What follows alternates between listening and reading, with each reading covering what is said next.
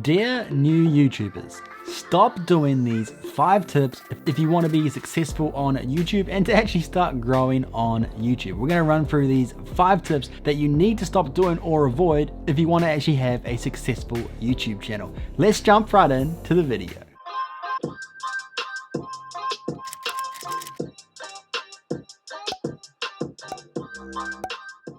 How's it going, guys, and welcome back to my channel. If you are new here, I'm Simplicity. I hope you're having a wonderful day, and if you are brand new to the channel, we're all about building your brand, business and impact online through social media marketing. So if you haven't already, make sure you click that big red button down below and join the Creator Nation. So the first tip that you must not do as a new YouTuber is big announcement videos. And what I mean by this is so many new YouTubers are announcing when they reach a new milestone. They're like, hey, I reached 100 subscribers. Hey, I reached 1,000 subscribers.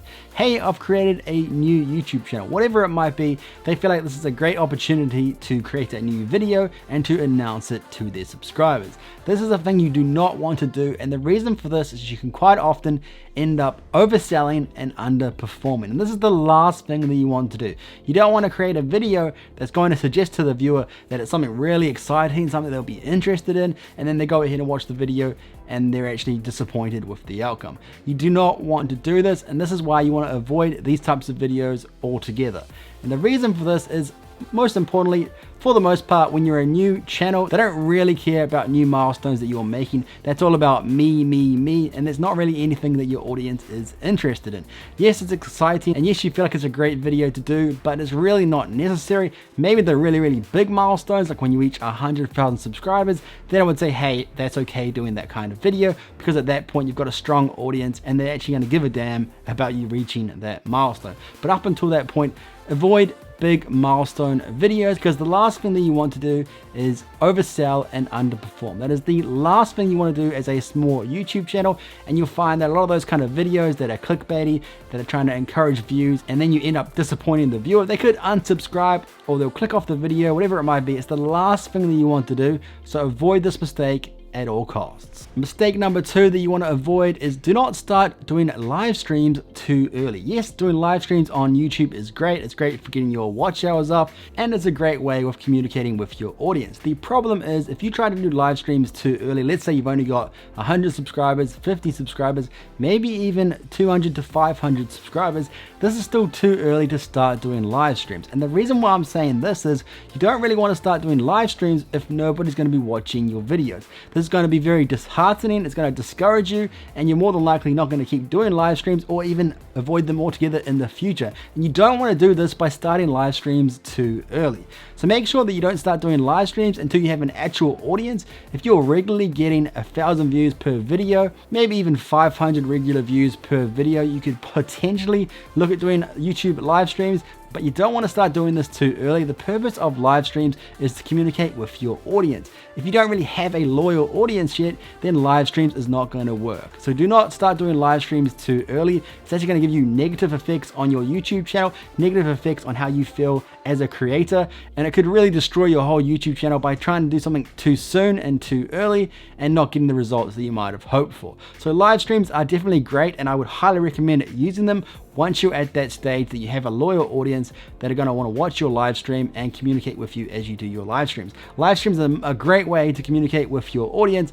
once you actually have an audience loyal base. Until then, new YouTubers do not create live streams unless you have a good, solid base. Number 3 is an unrealistic schedule. And what I mean by this is you're being told by so many different YouTubers, even by myself, that you need to be consistent on YouTube to be successful. Now, I'm not saying that this is incorrect. Being consistent on YouTube is truly helpful, because it's going to help the YouTube algorithm to know where to put your videos and what audience is best for your videos. The only way to do this is by having more and more content and being consistent on YouTube. Consistency, all it really means is you're going to upload a set amount of videos per year, per month, whatever it might be, and that means you're going to have a lot of videos in a short amount of time. The problem with consistency is it's not going to help you any shape or form with the YouTube algorithm. They're not looking through and going, okay, this person was consistent, we're going to recommend them. Oh, this person wasn't consistent, I'm not going to recommend them. Consistency just means that you as the creator are going to keep uploading videos, and you're going to have a greater chance of being seen by the YouTube algorithm and being recommended to more people. But going back to a new YouTuber, the reason you don't want to worry too much about this and setting up an unrealistic schedule is if you tell yourself, I need to upload one video per week, you're going to start putting a lot of stress on yourself, and it's actually going to be a great reason for you to quit YouTube because it's too demanding. You're going to end up having a burnout, and you could end up unfortunately quitting YouTube or at least stopping for a large amount of time. And this is the last thing that you want. You don't want to overdo it. You don't want to create burnout and make you stop altogether. You would have been better off just creating as you can and creating the best type of video that you can in the amount of time that you require.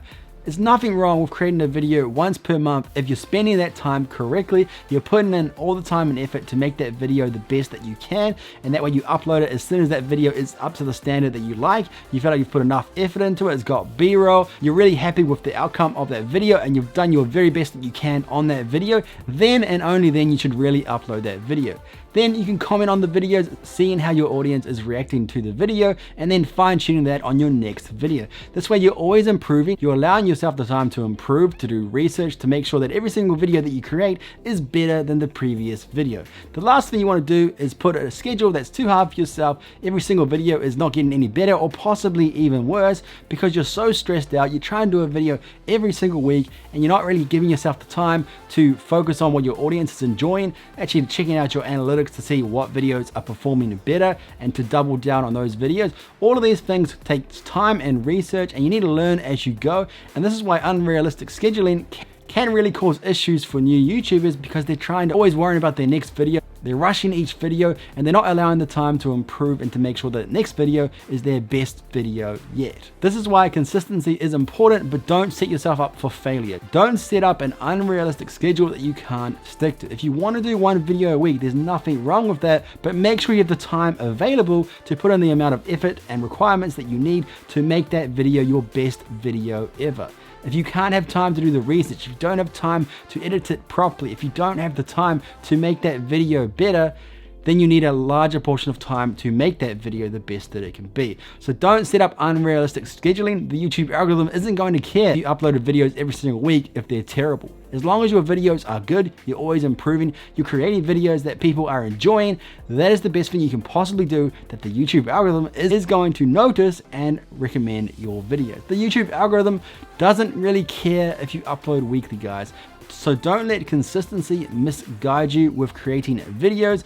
Make sure you're sticking to a schedule that allows you to create the best videos that you can, and then decide how long you need per video to create the next best video. Mistake number 4 is competing with other YouTubers, whether it's in your niche or just other YouTubers that you know. Potentially you're going to be trying to compete with other YouTubers that have already got a solid base, or maybe even YouTubers that are doing really well. This is the last thing and the worst thing that you can do as a new YouTuber. There's all these unknowns that you don't know about as to why they're performing so well. You don't know whether they've spent 5 years in filmography and photography, and they have all this knowledge that you don't actually have. You never want to compare yourself with any other YouTuber because you don't know their backstory. Unless it's like a friend or something like that, then there's probably no harm in it. But you don't want to do anything that's going to cause you to quit. You don't want to set up unrealistic goals or make yourself disappointed when you don't receive the same goals that another YouTuber has been receiving, or anything like that. Or anything that's going to cause you to say, hey, I've tried my best, I'm not where I should be, this isn't for me, and quit. That's the last thing that you want to do. So make sure that you're not comparing yourself with other YouTubers.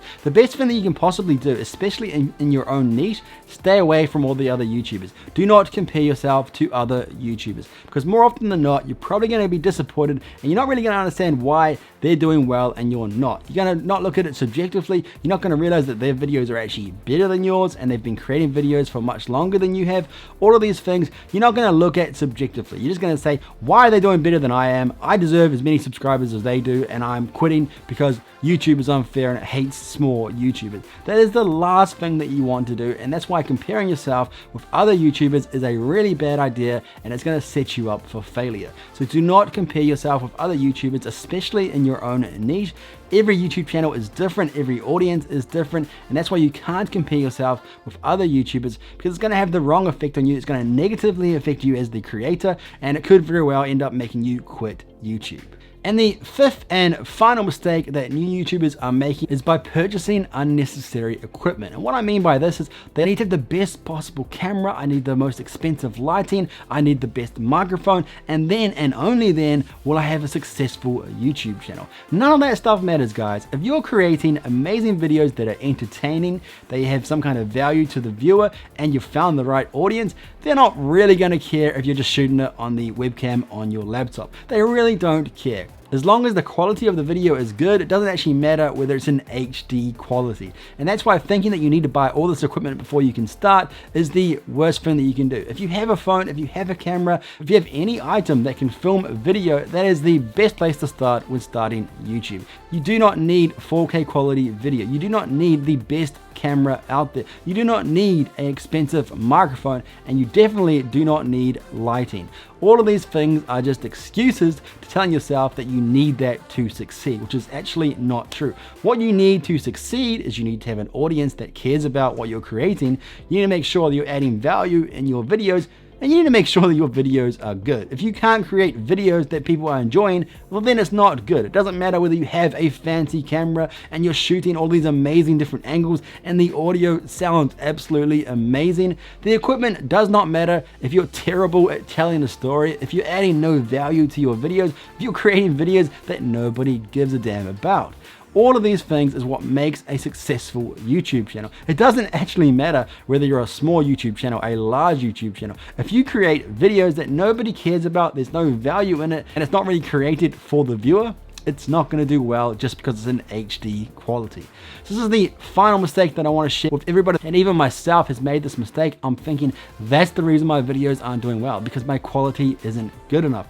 When we talk about quality, we're not actually talking about the visual and audio quality. We're talking about the quality, the meat that is in the video for the audience. If you're thinking about your audience, you're always thinking about who your audience is, what they're going to get out of the video, why they're even going to watch that video in the first place. If you know who your audience is, what they're looking for, and you deliver it to them, you're gonna have a successful video, and you're likely to have a successful YouTube channel.